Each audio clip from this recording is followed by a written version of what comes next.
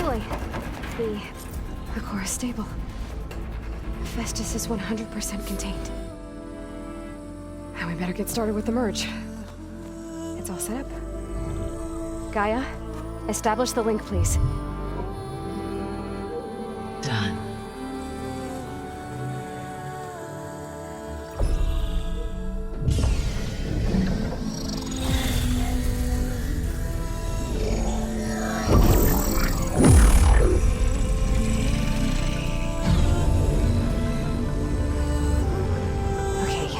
To complete the merge, we need to excise Hephaestus' malicious code.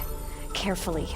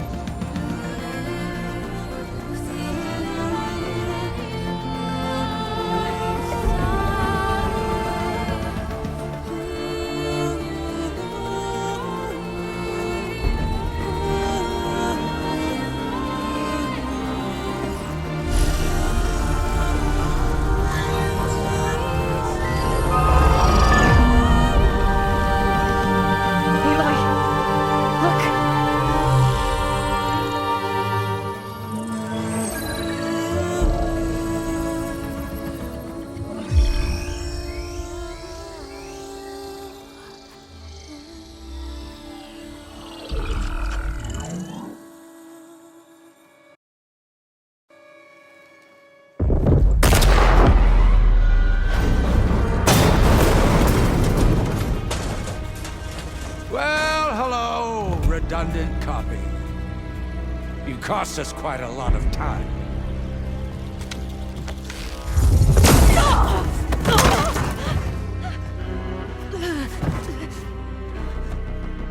Eric, get Beta. And squash that bug while you're at it.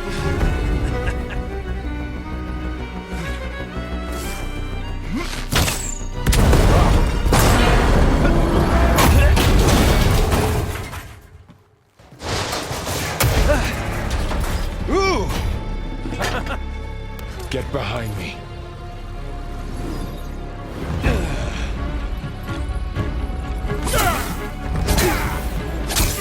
Come on! Quit screwing around. Now we're having fun, right?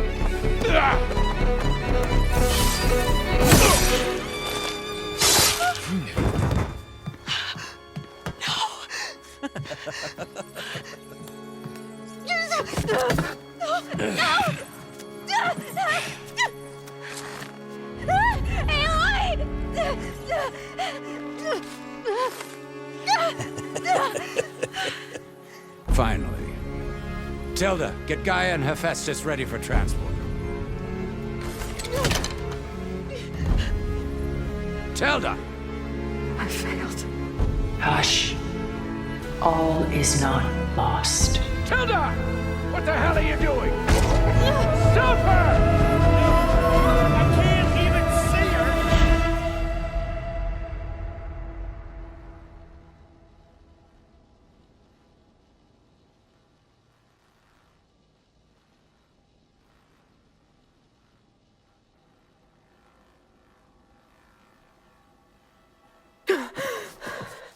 Beta.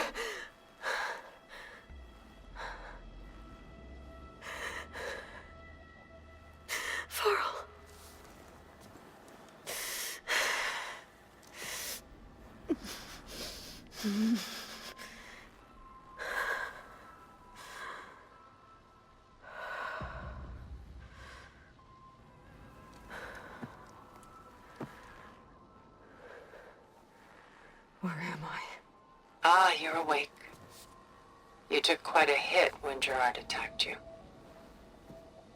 I imagine you must still be in a great deal of pain. I can assure you that we are safe. The others can't detect us here. You mean the other Zeniths? You must be Tilda. I wasn't sure if Beta would have told you about me. Where is she? alive. And while she isn't where she wants to be, not in urgent danger. We must discuss how to get her back, of course, after you've shaken off the cobwebs. When you're ready, take the stairs down the hall and come see me. In the meantime, I'll make breakfast. Breakfast. Okay.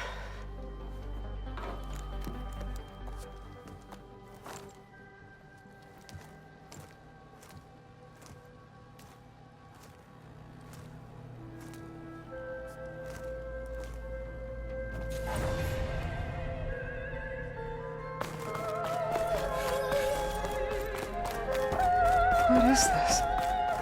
Just a few favorites from my collection.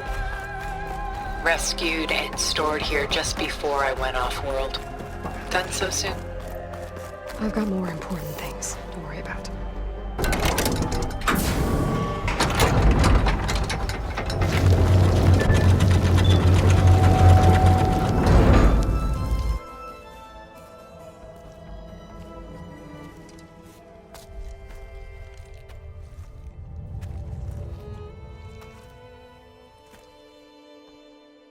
There you are. Feeling better? How did you find us? At the cauldron? And what did you do to everyone right before I passed out? All business, I see. Well, suffice it to say we were keeping a very close eye on Hephaestus, knowing we would need it at some point. Your ruse didn't fool us, and as for my little trick, it was an overload of the senses, accompanied by an energy discharge. Gerard and Eric were only momentarily disoriented due to their shields, but it rendered you unconscious while I got you out. Perhaps some breakfast might steady you a bit?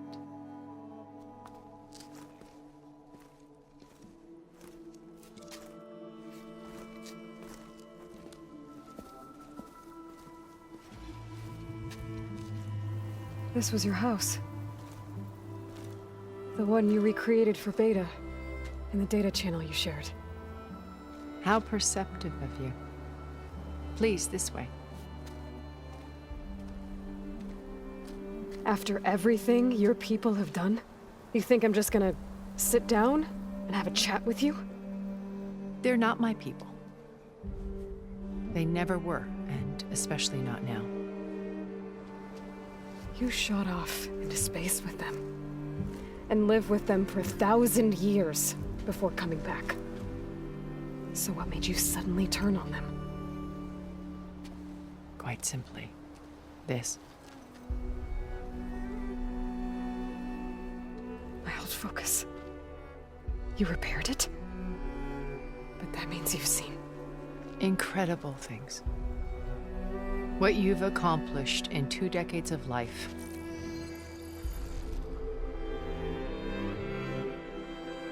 A 1,000 years at my back and I haven't even come close.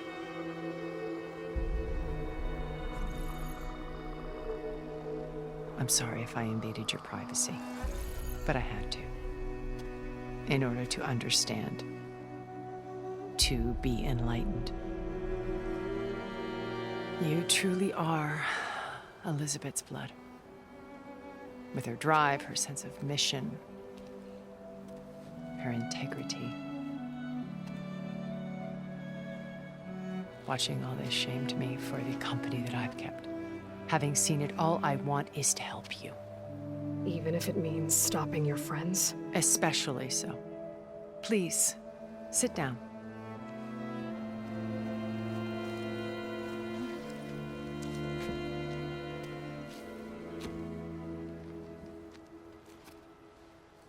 There. That's better. Now, we must recover Beta and Gaia at all costs. By now, you must know that Gerard intends to use Gaia to reboot the Earth's biosphere. Remaking this world to specifications that would only suit us immortals. This process will kill every living thing on the planet. He calls it a clean install. Not if I stop him first. Not if we do. And once he and the others are gone, we can work together to fulfill Elizabeth's dream. I'm sure Beta told you that there's a build of the Apollo database on board our ship. A complete collection of human knowledge. With that and Gaia, we could do everything Elizabeth wanted. Heal the biosphere, educate the people of this world, uplift them. Create the world she imagined.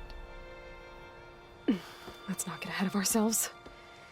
From what I've seen, your friends are invincible. I do wish you would stop calling them my friends. And they're not invincible. In fact, a friend of yours has found a way to defeat them. Silence. Oh, he's been a busy bee, building an army powerful enough to crash through Gerard's precious base. Regala and her rebels. Even now, she's preparing a final march on the Tenakth capital. When she wins, she'll have the entire tribe under her control. Hundreds of warriors and machines to throw at the base. She's been duped. They'll all perish, of course. But it should be enough to break Gerard's defenses and allow Silence to kill him. Along with all the others. Using the new weapon he's developed. Yes, he's found a way to circumvent our shields. Truly an exceptional man. He's planned for everything. Except you and me. You see, while his army is battering down Gerard's doors, you and I will sneak in through a back way. One that only I know about. While Silence and my friends are busy battling each other, we'll take back Beta and Gaia. I told you I want to help you. I mean it.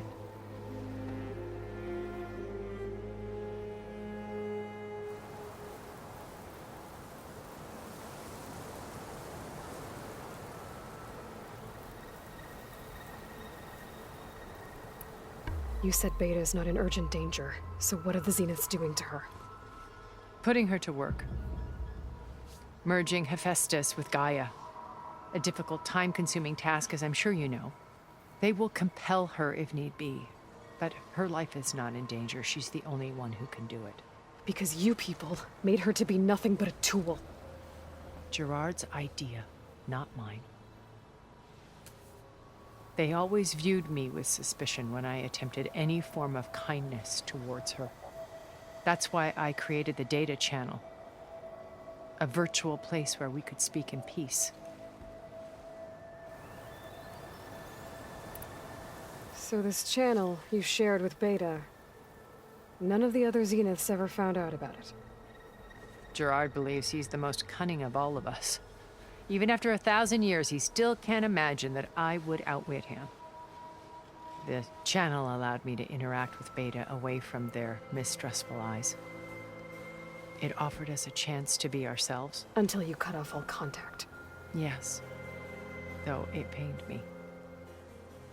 I was worried that our meetings would do her more harm than good. She felt like you tossed her aside. I was afraid the others would find out and punish her. She may not have had the comforts of friendship anymore, but at least I ensured she was safe. I know it seems harsh, but you must believe that her well-being has always been paramount to me.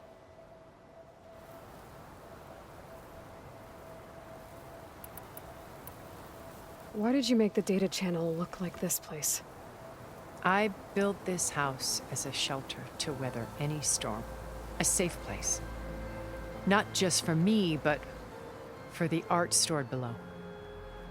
Cultural artifacts of incalculable value. Truly some of the greatest achievements of human civilization. And you wanted Beta to see them? Yes. Her upbringing was so cold and technical. I thought if she could experience Vermeer and Rembrandt, it would bring something else into her life. A heritage every bit as valuable as the scientific and technical data being drummed into her. I'm sorry I had to cut off contact, but I'll never regret sharing this house with her. She needed its shelter even more than I did.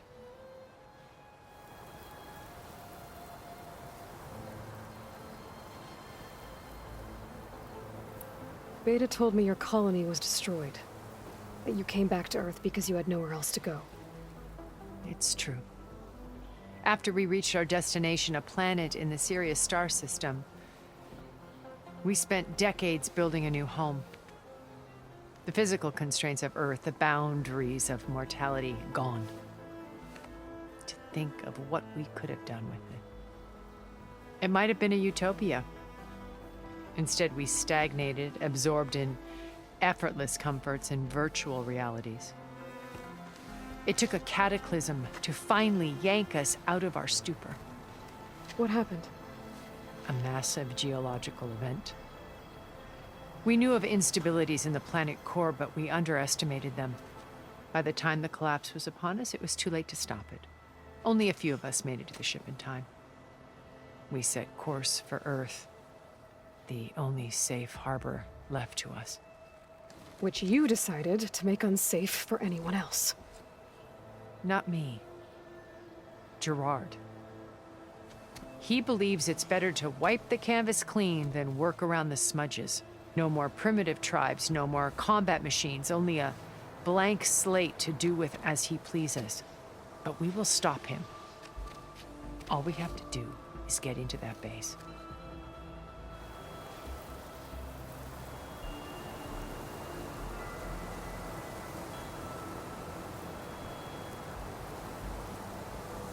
What exactly is your plan to sneak into the Zenith base?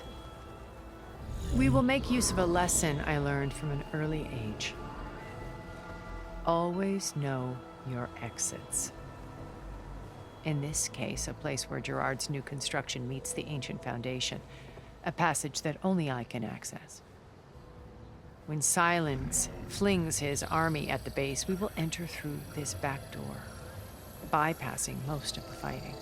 The distraction will provide us with a window in which to rescue Beta and Gaia.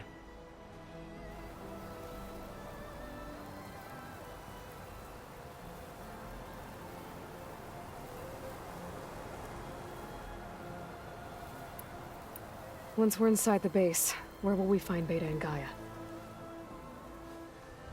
Here in the command center. By then, Gaia will have been reunited with all of its subordinate functions, including Hephaestus. What about the alpha build of Apollo on your ship?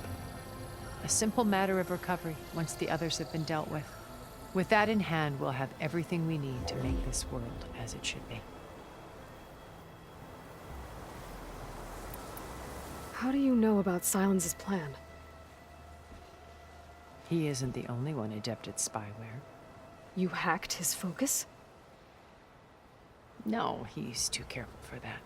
But his subordinates? Not so much.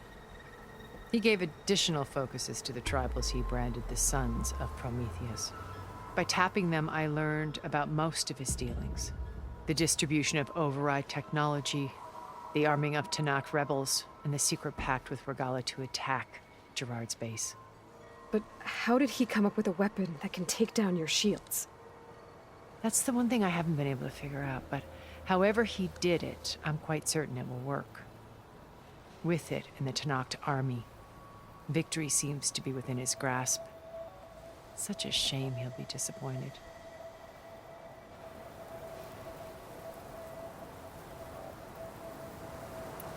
Regala's only interested in killing Hekarro and waging war on the Karja. What does she have to gain by attacking Zenith?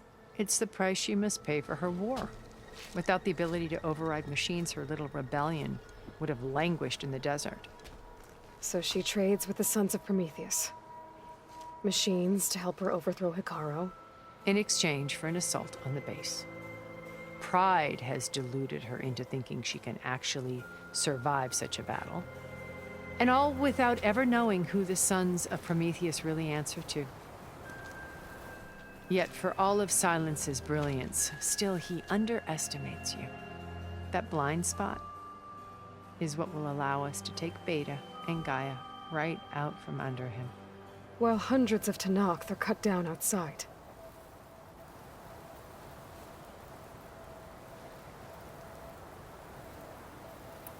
My old focus. How did you find it, let alone repair it? When we encountered you at the Hades Proving Lab, Gerard saw you as a redundancy. I knew better. You were a revelation.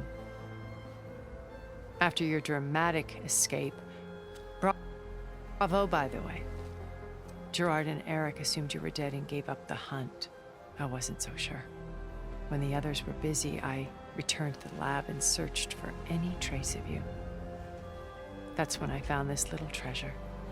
Not easy to repair, but certainly worth the effort.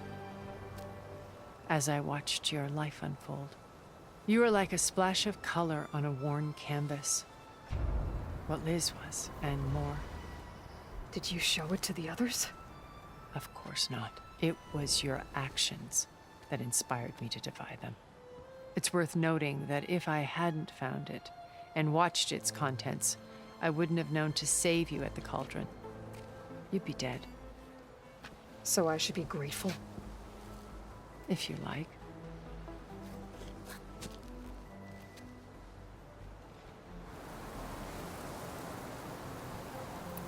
So you know all about me. What about you? What would you like to know? Well, start with your life on Earth. When I was 8, terrorists flooded my home city. Thousands drowned, my parents included. I was one of the few who survived. My guardian sent me to boarding school. Among my peers, I was the strange girl, the orphan to be avoided. All because of circumstances beyond my control. Oh. So we're a lot alike, huh? Aren't we? You were an outcast. But you didn't let that stop you from getting what you needed. Neither did I. I climbed my way out of desolation and used my wits to build a fortune. First, from the technical analysis of art and the detection of forgeries. Profitable expertise in those days. But as it turned out, the software I developed was even more useful for counterintelligence. From there, it was only a short step to gathering extremely valuable intelligence on my own. You were a spy? More like a service one could turn to for information. I had to remain anonymous, of course, to protect my privacy. But despite that anonymity, Far Zenith inevitably sought me out.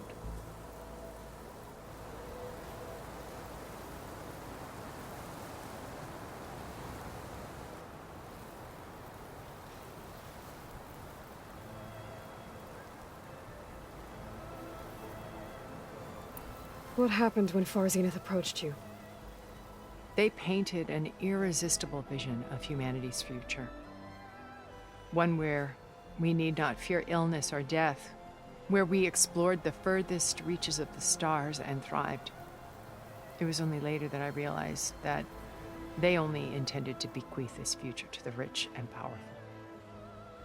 By the time I finally figured it out, the walls were closing in, Pharaoh's machines were devouring the Earth. So I accepted Far Zenith's invitation to a berth on the Odyssey. I wanted Liz to come, but she had nobler plans, as you well know.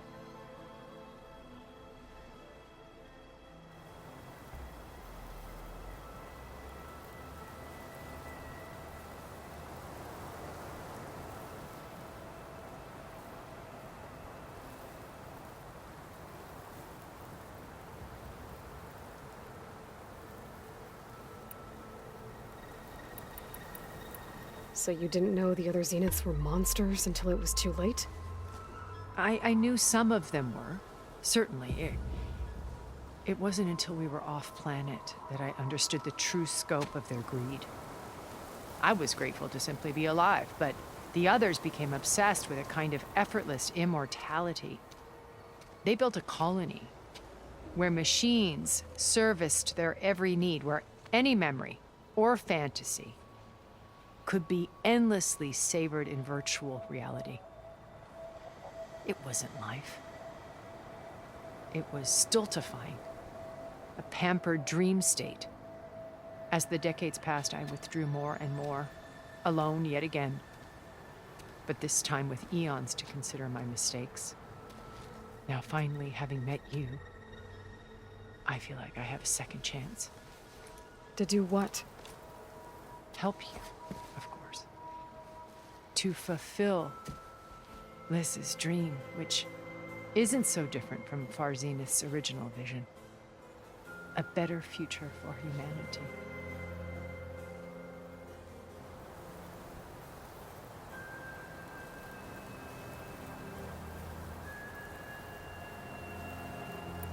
So you knew Elizabeth. What was she like? Liz was everything she was. I see in you. And more. Your ingenuity, your determination, your moral compass. You've managed to distill her greatest qualities and make them your own. I'm not asking about me. Tell me about Elizabeth. What was she really like? The honest answer is that I don't actually know. For all the time that I spent with her, she always kept a part of herself locked away. It was like that from the moment we met.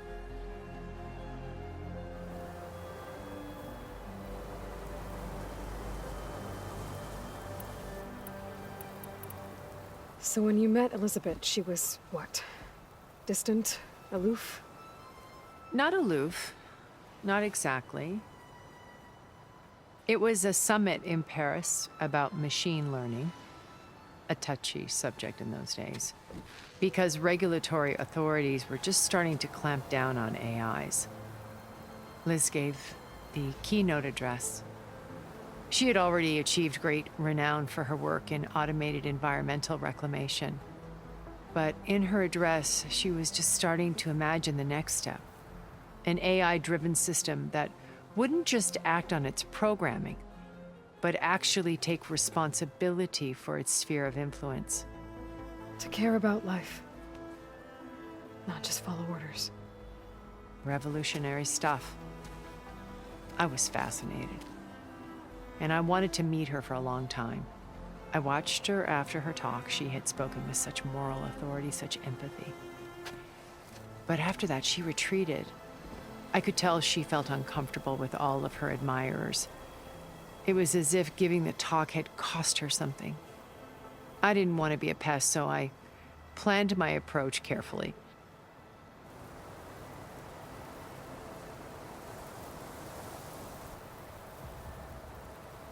So how did you finally approach Elizabeth after her talk? I picked the right moment. The morning of the next day, right as she came back to the conference, she had just had her coffee. She was fresh, rested. It was like she had braced herself for the onslaught of colleagues. I asked if I could walk with her, then put forth a question about her talk that I thought was intelligent. Her answer made me realize it wasn't, but she was very welcoming. Almost as if we were previously acquainted. It was only halfway through the conversation that I realized she knew exactly who I was. It was quite a shock to me. My business was trafficking in secrets, and I took great pains to protect my anonymity. So that was Liz, perpetually one step ahead. I came to view our meeting as a metaphor for our friendship. She always seemed to know me far better than I knew her. I guess I know the feeling.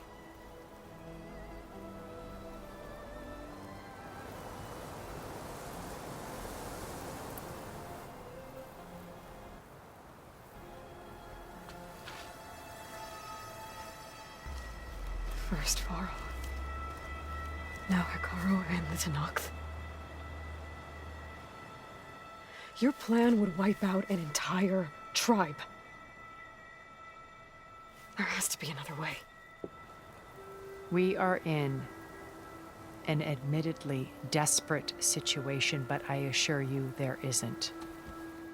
Remember Zero Dawn. Elizabeth's sacrifice. Sometimes many have to die for a new world to grow. If it looks impossible, look deeper. Wait. The data channel. It still exists, doesn't it? I need you to open it. Let me talk to Beta. Impossible. We might be detected. It's worth the risk. There is another way, one where the Tenakth survive. But we won't. If the others... If you want to help, open it.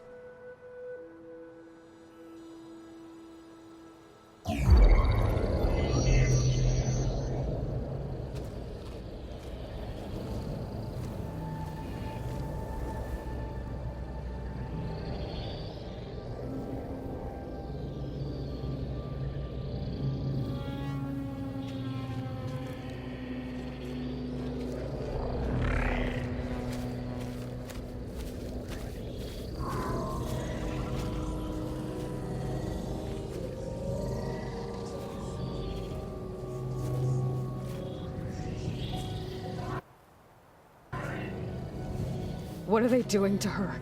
Virtual reality dissociation. The manual merge of Hephaestus will take hours upon hours of tedious micromanagement. If she resists the work, they run simulations to induce feelings of isolation and despair. Beta, can you hear me? You're alive. They're watching me. I can't hold it this extra protection for long. You should have killed me. No. No, look at me. I'm coming for you. I promise. Okay? I just need you to hold out a little while longer and work on the merge.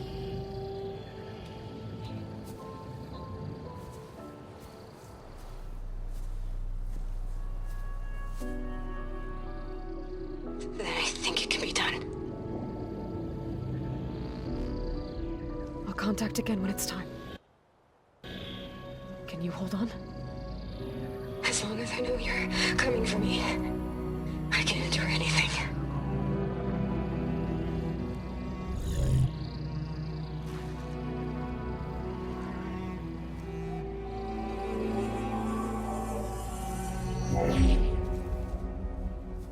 All right. I did as you asked. Now I think you need to tell me what you're planning. I'm going to take Silent's army away. I don't need it. Only the weapon he made to penetrate your shields. And how do you propose to get it? Ask him nicely? Without Regala and her rebels, he won't have a choice. We'll be his only option.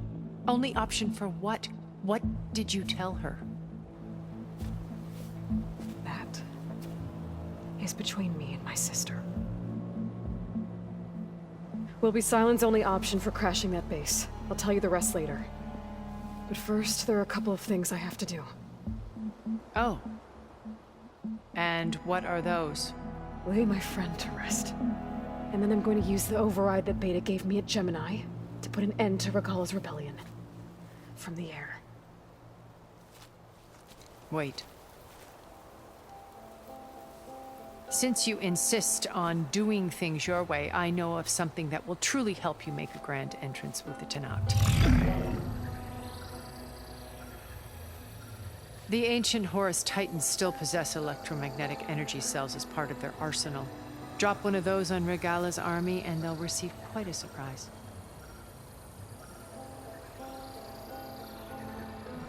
So go, do what you must. I'll come to your base if you manage to bring Silence to the table. Not if. When.